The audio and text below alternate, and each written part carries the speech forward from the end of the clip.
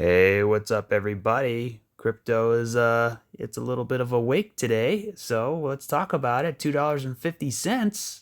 That's not too bad. Look at that.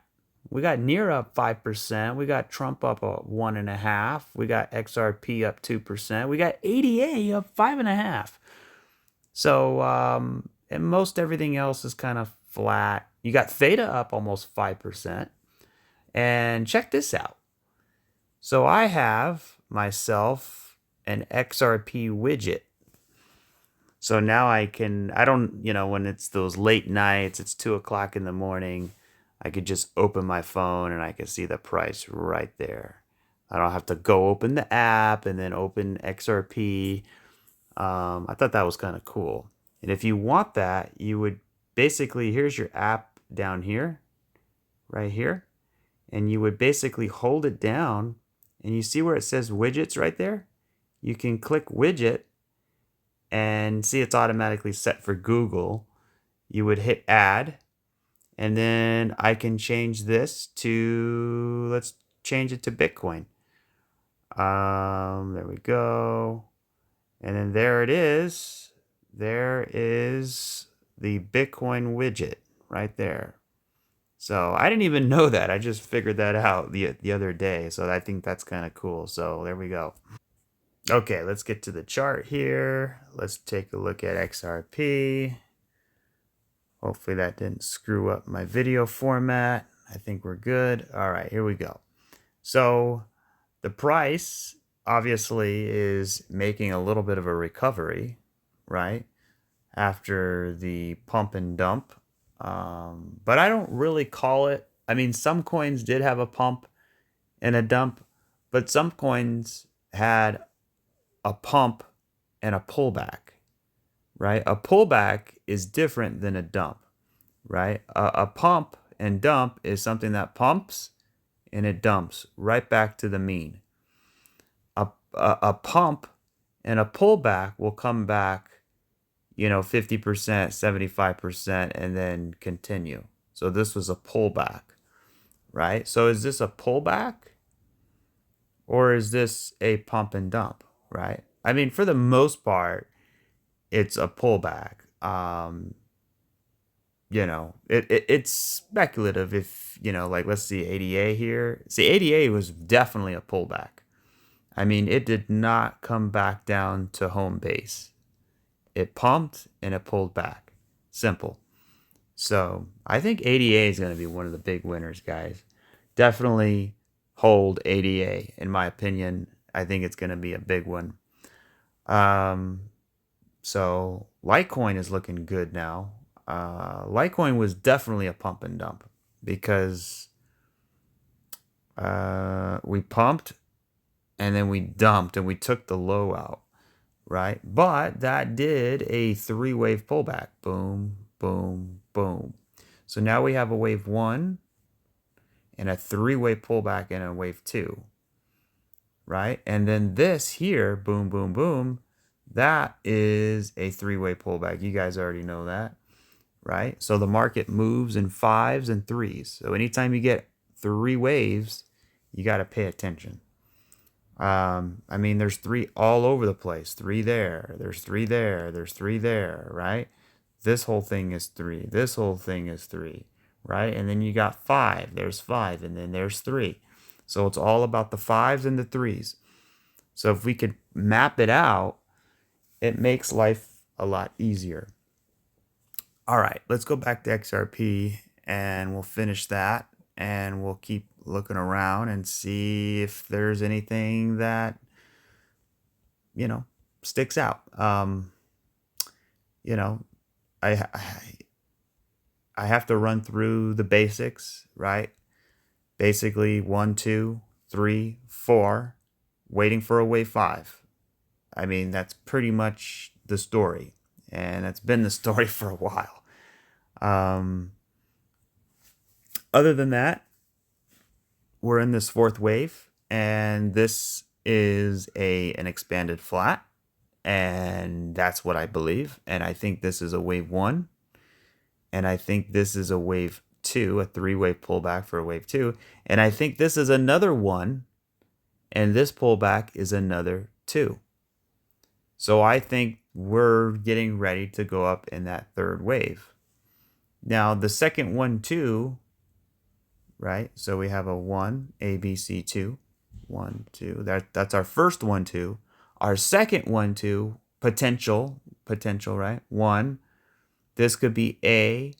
We come up B, and then we come down C like this. And there's your second 1, 2, 1, 2. So it's either going to be a 1, 2 like this, and we get up here, maybe like a rise, crash, retrace, reaccumulation, sideways breakout, or a regular 3-wave pullback. So that's kind of the route, right? I mean, you got the pink route here. Let's go. And then you got a little bit more bearish in the red here. Let's go, right? So those are the 2 options that I see for XRP. Pretty, to put it mildly, right? All right, let's zoom in and we can see it's a little bit bearish here, kind of. Maybe not.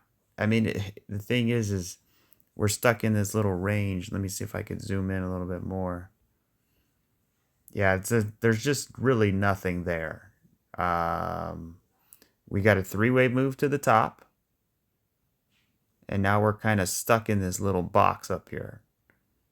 So maybe we get 3 back down before getting 5 up.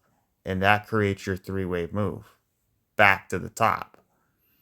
And then you get a C wave. So A, B, C. And this is your 1. And then down here is your 2. So 1, 2, right?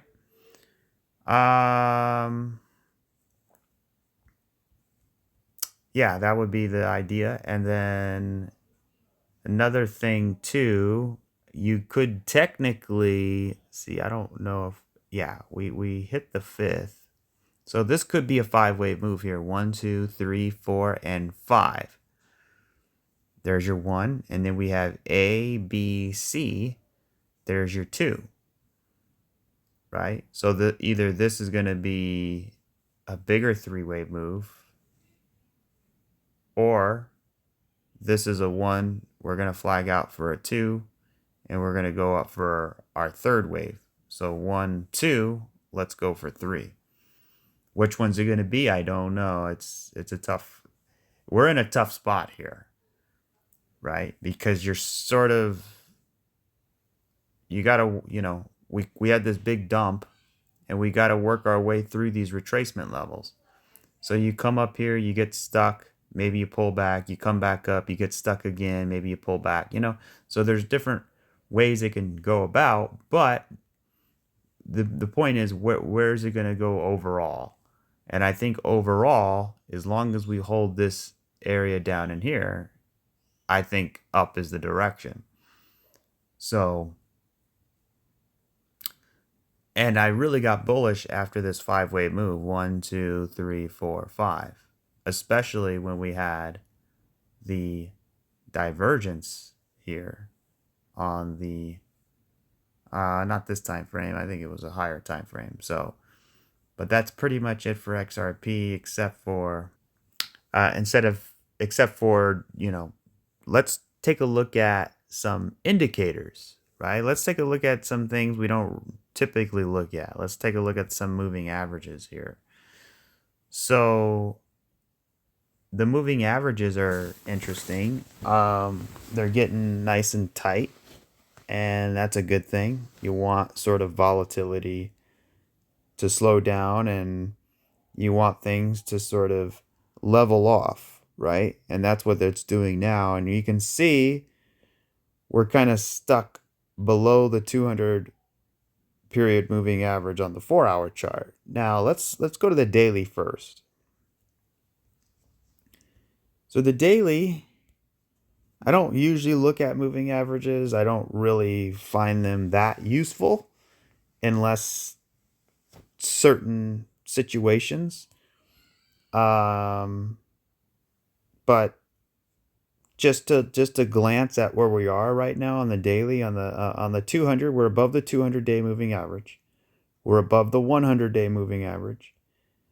And we're above the 20-day moving average, but we're below the 50. So the whole thing about consensus is you want all moving averages pointed up, right? As long as all of them are pointed up, that's consensio, that's bullish. That's where, so, and that applies to the weekly chart. So if you look at the weekly chart, there is nothing here that tells us we're bearish. Nothing, nothing, nothing. You have this pointed up, this pointed up, this pointed up, this pointed up. All of the moving averages are pointing up. On the weekly, that is exceptionally bullish. That is consensio, right? Something I learned from Tyler Jenks, one of the world's best chartists. He's passed away, but you can still follow some of his work. He created the hypothesis of the hyperwave, and used to be on the Tone Vase channel a lot. So good guy, very smart, learned a lot, especially about that. He had a unique way of breaking down the charts. Very compelling, I'll put it that way. So, and you could see where it started off. You could see they're all pointed up, right? But where did this explosive move come from? It came from down here. And what were the moving averages doing down here? Look at the moving averages down here. They were super, super, super tight. I mean, it is tighter than a tick's ass down here. I mean, it is super tight. I mean, look at that. I got that phrase from the Dukes of Hazzard. Hilarious. That's basically the Bollinger Bands is another way to look at things getting really, really tight in here. So, and then you couple that with a 3-wave pullback, right? So you had 3 waves up, you get 3 waves down, your moving averages are super, super tight. You just completed a 2.5-year accumulation, reaccumulation. Prior to that, you had your retrace, right? So everything was lining up for a big move. And then you got this pump, and then you flagged out, and then you exploded. So now we're sitting up here resting on the 20, and that 20 is the same as the bull market support band. Whoops, no, that's not the bull market support band, right there. So we could take that off, and really this is the one that really matters, because this is sort of more of the current trend versus the long trend. So you could see in an uptrend, we consistently hold above the bull market support band right here, right? So we hold it, and there's a few times where we kind of dip below it a little bit, but for the most part, we held it pretty strongly, right? And then we continued the rally. But look what happened here. You hit the bull market support band, you bounced up, and then you broke below a definitive break. That was your first definitive break. You came back up and you retested it as resistance. You see those dojis right there? That was a perfect shorting opportunity. You backtest into the bull market support band, boom, lights out. So that's what I'm going to be looking for eventually, right? When we get a big pump and we break below the bull market support band, and then we get rejected by it, right? Because then it's no longer a bull market support band. It's called a bear market resistance band, right? And you can see throughout the whole bear market, pretty much every time, we would get back up above it a little bit, but then come back down, get back above it a little bit, but then come back down. But for the most part, we would reject there, right? Even rejected here at first, right? This was This was kind of scary in here because we didn't know, like, hey, is this going to break out or is it just going to continue to roll over? So yeah, we had this kind of this, and it's important. And you say, well, who cares? That was back in the day. What about right now? What's going on now? Well, this is important because it all leads into, reflecting back on previous price history is good to sort of reset the brain and kind of understand where we came from, understand where we are. That way we kind of, because everybody's stuck in the current environment, and a lot of times you can get pushed back and forth. But if you want to go back to your roots as to why you were bullish in the first place, go back and look at what happened. Look at all the journey, year after year after year, of what happened. So right here, we broke above the bull market support band. That was the first time we actually broke above it and then came back down and actually back tested it. So instead of falling through it, we actually held it in here for a long time. So right in here, we were holding it for a good amount of time. So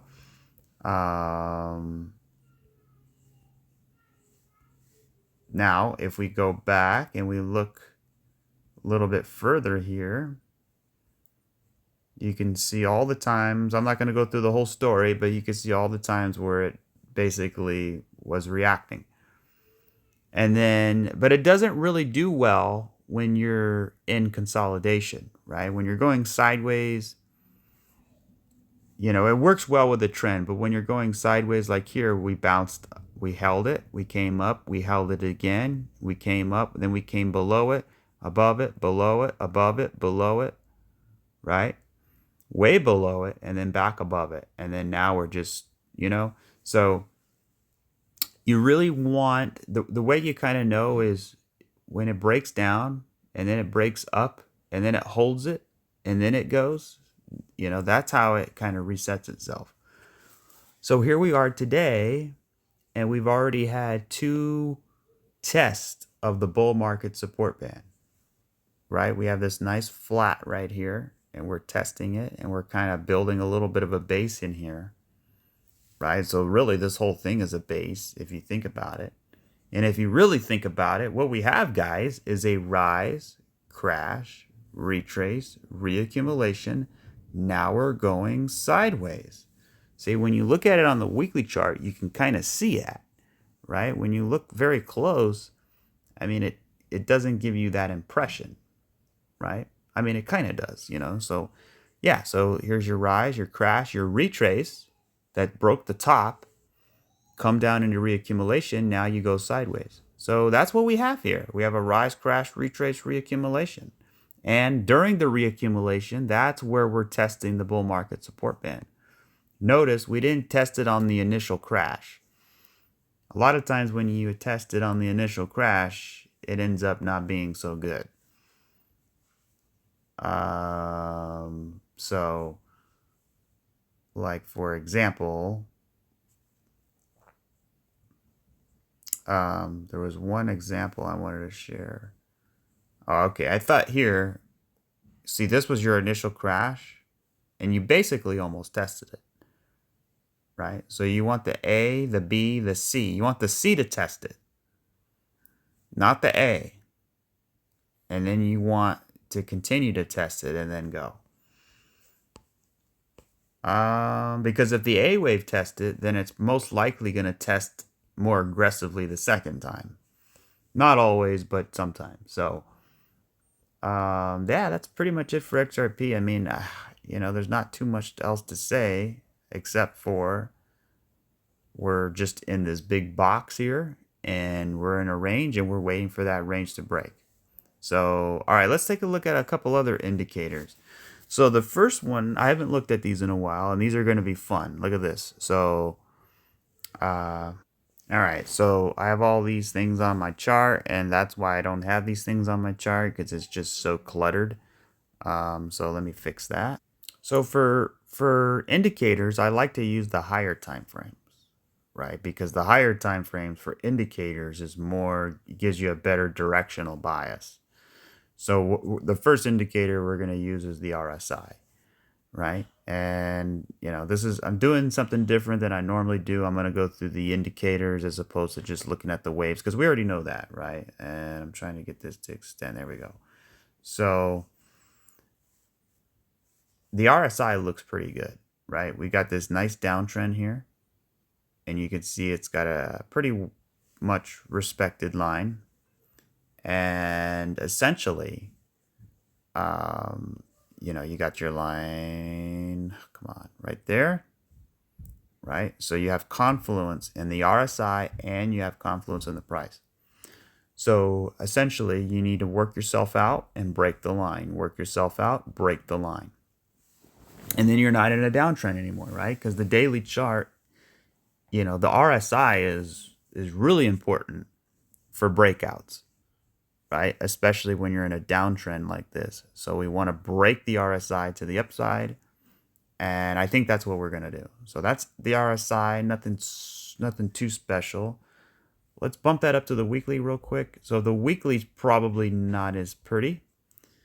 And you can see we got some bearish divergence here a little bit on the weekly. So boom and boom. You got to see that there. So when that happens, you want the RSI to go down. You want it to go down, but it's not really down as much as we would like it to be. So I need to do it like that. So the reason why you want it to go down is because once we get this fifth wave, you're going to come back up here and you're going to get that divergence, boom, like this. So it'll never get this high again, I don't think. Let's see. Let's go back in time. And the highest the RSI has ever been was right there. I'll put it right there. So yeah, it could technically go a little bit higher. Up to 95, and that's really cooking it, right? But essentially you want this to, once this resolves itself, you want the RSI to break out, and then maybe you get the divergence. I mean, typically you do. So that's the RSI. All right, now let's get rid of this and look at the MACD. Now the MACD is very bearish. This is probably the biggest problem we have with XRP. I mean, look at this. We have a bearish crossover in XRP on the weekly. All right, this is a serious thing here. So you come up and now you're starting to cross over. And typically you end up coming all the way down and you get bearish momentum, and then it has to come back up and swoop around. So, this could be a big issue later on. So you could see when we had the crossover, we had the cross there and we were in a bear market. Let's see. And you could see how cooked the MACD is. I mean, it's super extended, right? And it looks like it's about to come down. So I'm not sure how that's going to play into things. I'll have to pull up some examples. Like if we look at Bitcoin for a minute,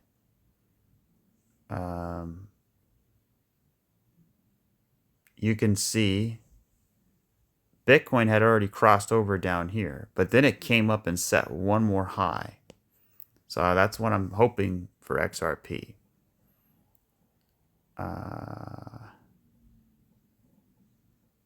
So, all right, that's the MACD. Now let's look at that on the daily, because that's just, so the daily looks really good on the MACD.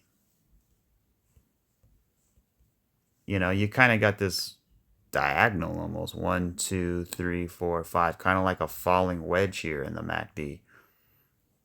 And you crossed bullish right here, and you're starting to angle up, so that's good.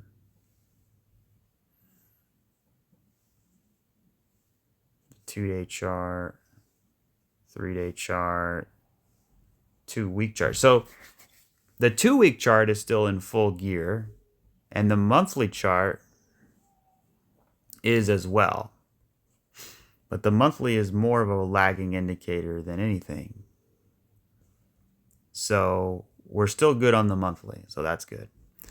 All right, that's enough for the MACD. All right, let's look at the... let's see. Let's look at the... What do I have here? The Lucid SAR. All right, let's do the Lucid SAR here. Okay. So the stars are very...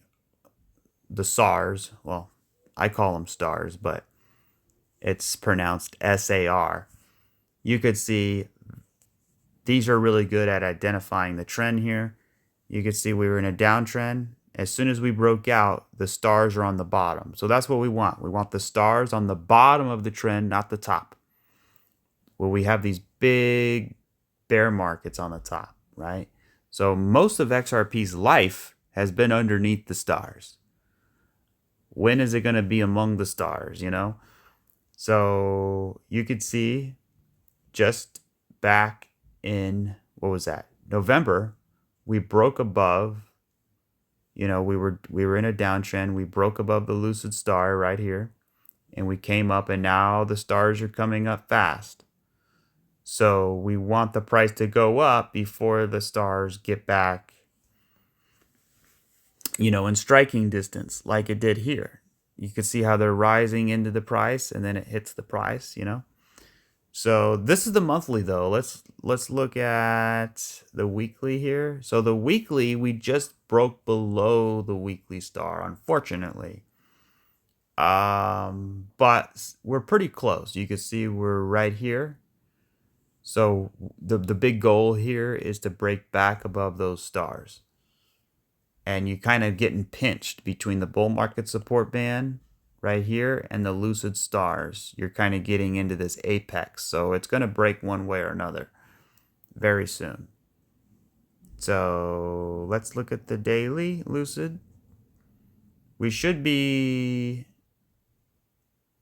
Are we above it or below it? How come it's not popping up? There it is. Yeah, we're above it because we broke... Yeah, so this pump broke us above, and now we're doing good on the daily. So 2-day chart, yeah, look at that. The 2-day actually pierced it. I don't think the 3-day did. So the 3-day did not pierce it. Okay. Yeah, that so basically the 3-day on up, we're below it. So yeah, that's the goal, is flipping these back to the upside. And I think we will, right? Even if this is not a 1, 2, then you could also say that this, like, let's say this is the 5th ended here. You could say A, B, and C. You could see something like that, right? Or even a triangle in here. Wait a minute. What if that is a triangle? That would be kind of interesting. Let me remove this, and let me look at that for a minute. I never considered it a triangle because it's not really contracting because of this flat here. If this came up, down, if this didn't break this high, maybe. But I was going to say, let me see, where are we at here? So maybe A, B, C, D, and E? Oh, maybe. I don't know the rules exactly on triangles. I don't usually play with the triangles as much, but I'm wondering if that would work.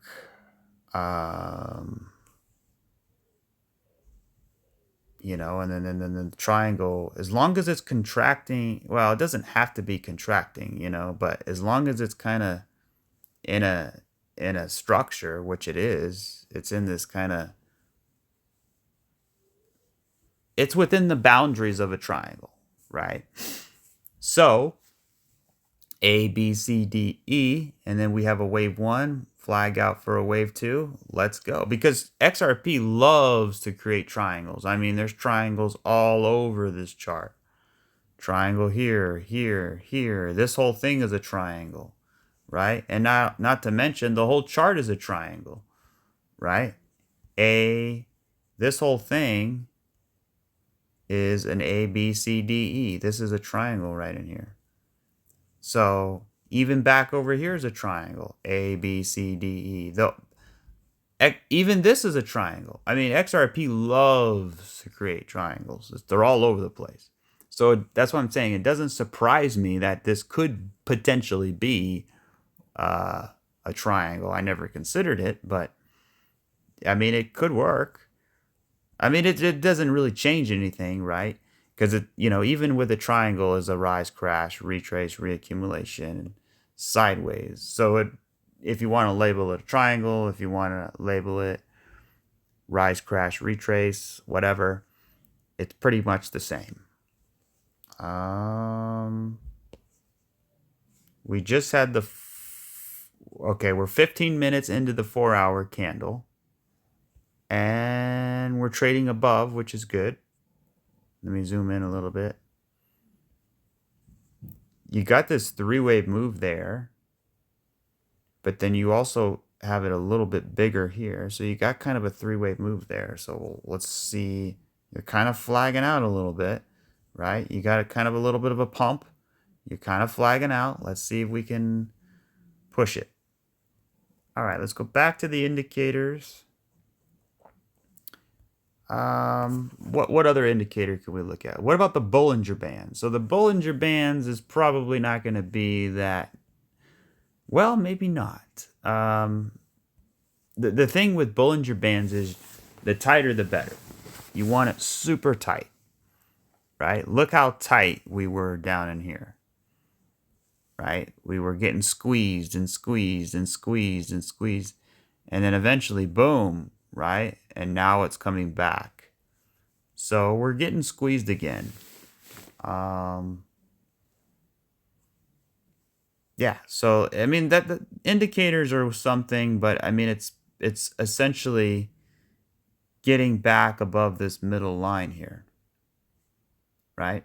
And I think we could do it. So that's the Bollinger Band. Nothing too special. Well, let's go to the weekly. Yeah, the weekly's worse. All right, what about the daily? Because I don't think we looked at that. Oh, the daily looks good. The daily looks pretty tight and pretty squeezed in here. So, and look what happened. The pump and dump actually got us right back to the top of the Bollinger Band. So it respected that, which is good. And now it's sort of respecting the mean here. So it's kind of like a channel that, that can bend.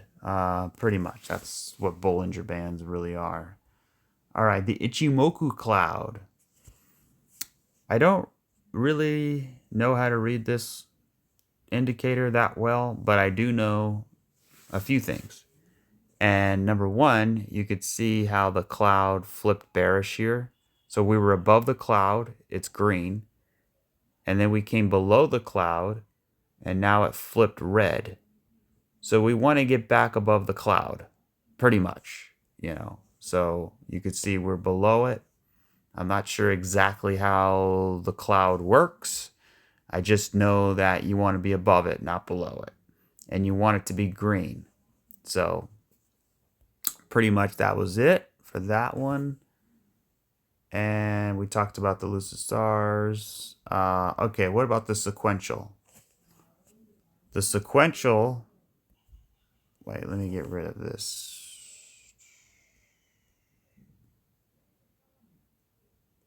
Okay, and let me get... There we go. Sorry about that. And... All right, so the sequential, we had... Oh, man. See, the pump and dump kind of screwed it all up. Because I really wanted to see a 9 down here. So we came down, we would get a 9. First of all, TD sequential, for those of you who don't know, it's pretty much an exhaustion indicator. It lets us know when the trend is potentially becoming exhausted in either direction in a sequence of a sequential count of a 9, right? So there's something about the 9 that really works, and you could probably see it better on the smaller time frame. Look at that. So here's the 6-hour chart. If you were following this time frame, we came all the way up. We landed on a 9 sell. That was a 9 sell. And boom, called the top perfectly. Came back down, right? If you use it with Elliott Wave, it's a lot better. So, but I don't usually follow sequential unless we're trending. Like back over here, it was working really well. I just picked a random time frame, 6-hour chart. You could see here, boom, 3-way pullback, came back up, another 9, pulled back, came back up, another 9. That was the reversal. So the 9 can reverse, or the 9 can pause the price. If I go to the 12-hour chart, is there any 9s here? Not as frequent, right? But you had a 9 here, right? So I'm sure if you go to the 4-hour, you're going to have a bunch of them. So what I try to do is to see which 9s are clicking for, it really depends how fast the trend is moving. If it's moving fast, you want the lower time frame 9s, because it's like, well, how do you know what 9 is going to work? Well, they all work in their own ways. Like here's the 8-hour chart. It worked pretty good. You had a 9, you pulled back. You had another 9, you pulled back. You had another 9, and you pulled back. But you didn't get the 9 up here that called the top. So that's pretty much it for sequential. Let's see. And on the weekly, it's going to be way worse. So we didn't even make it to a 9 on the weekly. But a 2-week we did, I think. Yeah, see there we have a 9 sell on the 2-week chart, which is ultra bearish. However, it's not a perfected 9, and it's sort of midway into a correction, so it doesn't really suit it well. But yeah, that's pretty much it for that. All right, so real quick, I just wanted to show if this is a contracting triangle, which I totally believe it is, then what is the measured move of this contracting triangle, right? So A, B, C, D, and E. Perfect. So you want to take the widest point of the triangle, and I try to be more conservative with it. And you take a trend line here. The measured move of this would be from here to there. And then I would take that and I can put it here to be more conservative, right? So from the start of this wave right here, and I would actually go down a little bit right there. So there's that line, and then there's also this line here. I'm going to do the same line, and I'm going to put this line at the top of where it broke out, right there. And you can see the first line is actually, look at that, 875. Let me get that right. Perfect there. 880. And the other line is 1590. So those are two brand new targets. So between really I would say between $9 and $16. That's going to be your big price range there, between $9 and $16. That's the measured move of that contracting triangle. Now, if you look at this triangle, it totally went way beyond that, right? So if we do the same thing and we kind of measure it out and we go from here all the way to the top, and then I take this and I put it right there, you could see we went literally like 2,500% beyond the measured move, which is insane. Obviously, it was a different market cap, different time. And then a lot of people think, well, it's a bull pennant, so I'm going to take this, I'm going to put it there, And then I'm going to take this, I'm going to put it there. And that gives me a price target of $220. And that's just not the way it works. You know, because especially when you're on log scale, right? I can also go to linear and put a line, and you're only going to get a price target of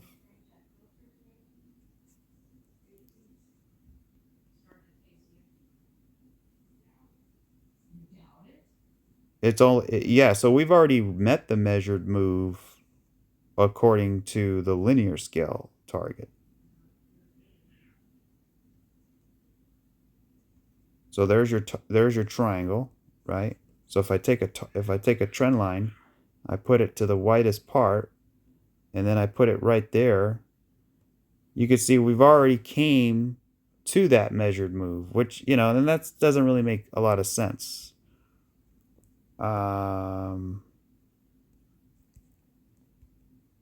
So anyways, that was all that. All right, let's take a look at a couple other charts. Why don't we? So we had the Bitcoin futures chart. I was looking at the CME, and here's the thing, right? So a lot of times these charts come down and fill their gaps. So you could see here's where Trump tweeted that out, and then we had a big pump, and then Monday it opened, or was that Sunday? Yeah, so this was Friday, and then it jumped into Monday, and then we sold off. But what it did is it came all the way back down to fill in the gap here. So we had a big gap on the CME, and it came down to fill it. And that's usually what happens. So I wish I would have spotted that. That would have been I mean, it was obvious because it happened on a Sunday, but yeah, it came to my attention. That was a big deal. All right, let's look at Bitcoin on the regular chart. So, yeah, there's nothing there. We came up, we got rejected hardcore, we came back, and now we're kind of back up here. So, you see how this came up, came down, then came back up? The best thing to do is to flag out like this. Just kind of go down like this and then go up, right? Because anytime you go up and down, then up, you're just going to come right back down, right? You're just going to keep doing that. You have to level off to get some momentum. So let's see if we can flag out in here and break out. That's what I want to see. If not, you get rejected by the retrace levels, and then you come down and come back down to the low here. But then you might create this descending triangle, which we don't want to see. So really nothing there on Bitcoin. Except for 5 down, you got 3 up, right? So maybe you get another 5 down, an A, B, C. It's possible, right? Because you got 3 up. Maybe this is 3 down. That makes sense to me. We talked about that. And then you go up for 5. You come back down, take that liquidity. Let's look at a few of our altcoins here. We'll start with Theta, I suppose. Oh man, Theta's looking good. But I don't want that Theta chart. Where's the other one at? There it is. Oh yeah. Oh yeah. Look at Theta, guys. Here we go. Look at this. This is wow. This is exactly what we talked about. This is exactly what we wanted, and this is exactly what we're getting. And you can see it. You could see it, right? 1, 2, 3, 4, 5. We got 5 waves. We got 5 waves off the low. That's exactly what we wanted to see. And we got it. We finally got 5 off the low. None of this 3 crap. Because you can see over here, right? This is what we've been waiting for, right? You get this 3. You get this 3. You get this 3. And I kept saying, no, no, no, it doesn't look good. Dump, dump, dump. right? But now we're starting to get 5. And you can't see it because I'm on the higher time frame, but there's the 5 right there. So now, and do we have divergence? This is the MACD. I don't want that. I'll have to get the RSI on here. So we don't even have divergence, bearish divergence, which is good. Probably on the smaller time frames. So this is a little bit of a diagonal, a little bit of a 5-wave move, right? Maybe we go a little bit higher, maybe even a little bit more higher. But the point is, what do we want to find out afterwards? We want to see an ABC. So 5, you get 3, and then you would get 1, 2, 3, 4, 5. But then what that would do is then create 3 on the larger degree, which is not what we want. So then we have to do it again. We have to ABC again and then go up and get that 5 and then get a bigger ABC and then get that 3rd. So we got a lot of work to do, but I think we're at the cusp of this thing getting turned around and back to the upside, because it has totally gotten beat down like nobody's business. And I like it because it's so beat up. We got 1, 2, 3, 4, 5. We have an ending diag for the 5th, right? We also have 1, 2, 3, 4, and then here's your 5th wave ending diag. You got 3 down, you got 3 up, and then you got 5 down. So I think this thing is cooked. I think it's oversold. I think it's ready to rock and roll very soon. Now, typically you want to see it go sideways a little bit.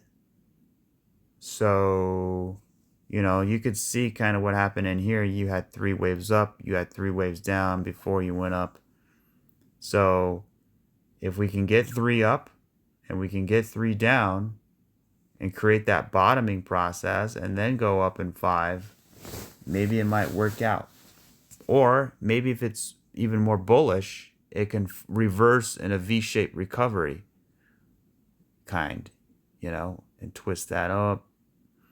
Bull market support band, test, then go up. But then you get into the summer months and it doesn't make sense. So we don't really have a lot of time until May. I mean, May is coming up super fast. And that's when everything gets bearish. Remember, sell in May, go away, right? Maybe this might be different this time around. But that's really all the time we have. And if you look at this move right here from bottom to top, I mean, that happened pretty quick. So if I put that right there, I mean, that gets us all the way back up here, and we still have time to spend, right? And if I just extend it even more, I mean, it's definitely possible we can get some big momentum shift. But yeah, you can see here, we had this 3-wave move down, and then we literally reversed on a dime, and we just went up. So that's what we want. We want a quick reversal.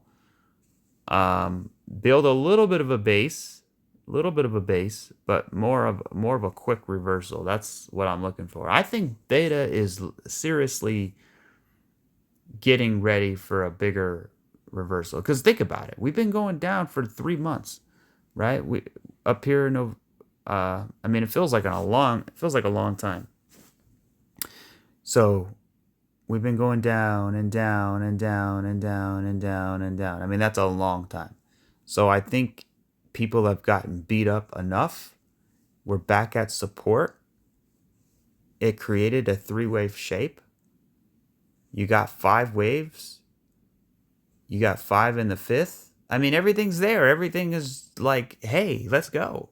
So I think, look at this. And now we're starting to, we had a hit to the low. Now we're starting to impulse. I don't think this is going to be sustainable.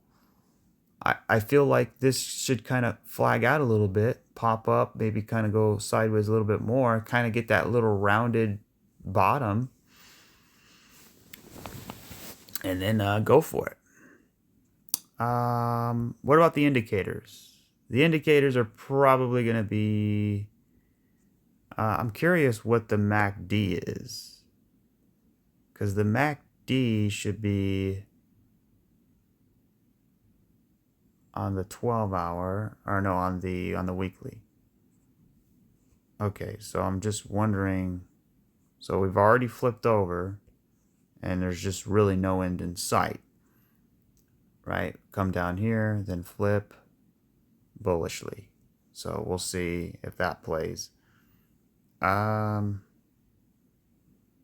Yeah, there's nothing here on the MACD yet, except maybe the 2-day. The 2-day looks actually good. Whoa, is that a 9 there? Oh, look at this, guys. We're about to get a 9 in 3 hours.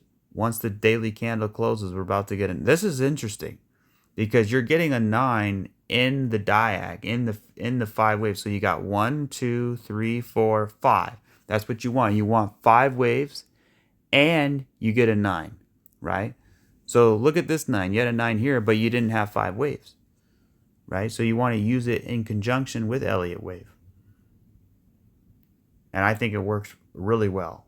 And you could see the 8 candle is a doji, is a bullish hammer candle, right? So we're about to get a 9, and that could be very good. And then look at the MACD. We're about to maybe even cross over here soon. You could see it's kind of down in here, right? Eventually it's going to cross and hopefully work its way back up. You could see positive momentum shift. So there you go. I think the daily has already crossed, but I think the 2-day looked the best. So that's it for Theta. Pole. I hate that name, Pole. Why wouldn't you just keep Matic? Why Pole? Like, it sounds like Poland or something. I don't know. Just Matic sounds way cooler. Same thing with Matic. You know, it's same thing with Matic. And we also have an 8, right? So it's literally the same, literally. So I want to see a turnaround. Chainlink is having a good day. Ooh, look at Chainlink. Wow. I'm glad I was in Chainlink. See, that's the kind of 5-wave move I want to see. Look how powerful that son of a gun is. 1, 2, 3, 4, 5. That's a powerful 5th wave. Or a powerful 5-wave move. And then you get up here to the top. And then what do? You have a flag. ABC. Cut it down 50% right around here. Maybe over the next couple days. And then go. Or this can just go up and hit the bull market support band and then kind of flag out and then maybe get back above it. Hard to know exactly on the smaller time frames, but let's see. 4-hour chart looks good, right? Because we still got this big ABC. You know, you got 1, 2, 3, 4, 5. You got 5 in here, and now you're kind of just trying to build that final bottoming phase, hopefully, right? Because even if it's not a bottom, we still need a retrace before going down. But I don't think that's gonna happen. I think we're gonna make it. I'm an eternal optimist. You gotta be an eternal optimist when it comes to crypto. No matter how long it takes. Whatever it takes is whatever it takes. Because this is our vehicle. This is our golden ticket. You know, Willy Wonka and the Chocolate Factory. We got a golden ticket.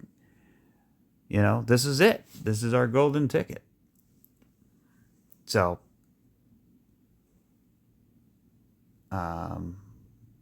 this is our only chance at becoming rich. Unless you're somebody that's already rich or is in the process of being a big career or whatever, but most people, no.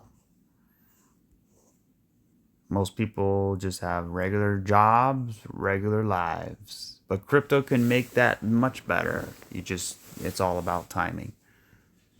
XLM,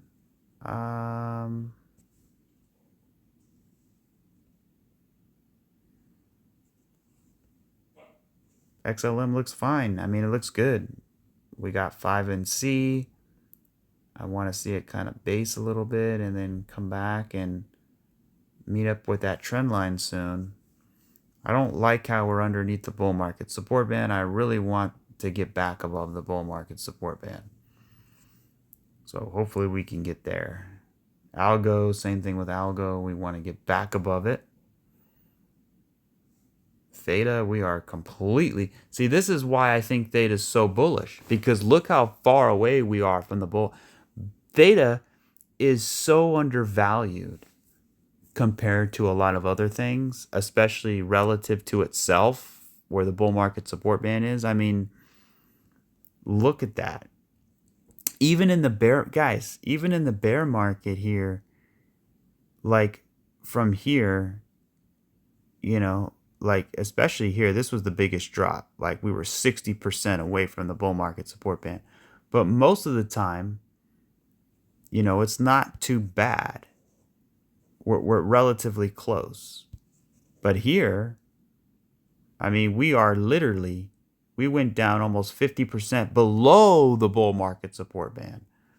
So I think, you know, from a risk perspective, from an entry perspective, I think this is a good spot for Theta.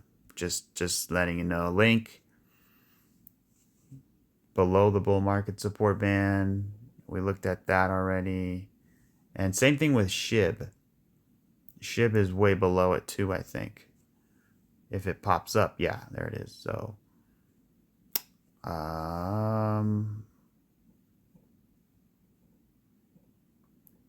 and ADA, there's the ADA. Yeah, this is the one. Okay, ADA is definitely on another level, guys.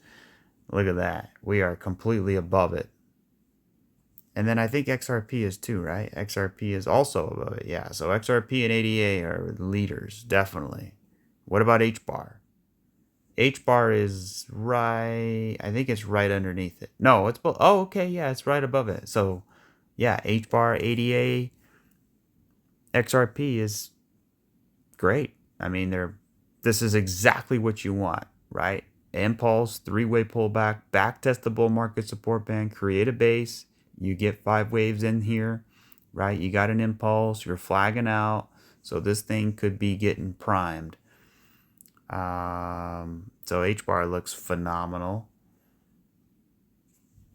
I like the way it kind of creeped down here. Kind of just torturous, you know? And it gave you that shape. And then you have this impulse. So, but here's the problem. HBAR did not get that 5th wave yet, which I really wanted.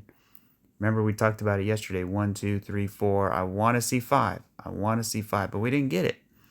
So we're just kind of waiting for that. ADA looks really, really good. Look at ADA. We broke above the bull market support band. We came down, we back tested it, and now we're starting to go up a little bit higher. So I'm wondering if this is going to be an ABC and then we go up, or we're just kind of creep up and go. I don't know which one's it going to be. Hopefully we get the ABC and we can get another entry in here. But other than that, I think that should wrap it up. Ethereum, you got some divergence there. Yeah, Ethereum needs to show up to the party. If Ethereum can get going, because Ethereum, look how far away Ethereum is from its bull market support band. Right? But keep your eye on Theta. And keep your eye on HBAR, XRP, you know, all the usual suspects, because I think this week could be a big tell, right? I just don't really like HBAR right here because of this 3-way pullback and then a big dump. So that's a little bit sketchy, but other than that, we just gotta have to wait and see. And But anyways, that will do it for this one. Remember, not financial advice. I could be totally wrong. These are just ideas. And yeah, I will catch you guys on the next one. Cheers.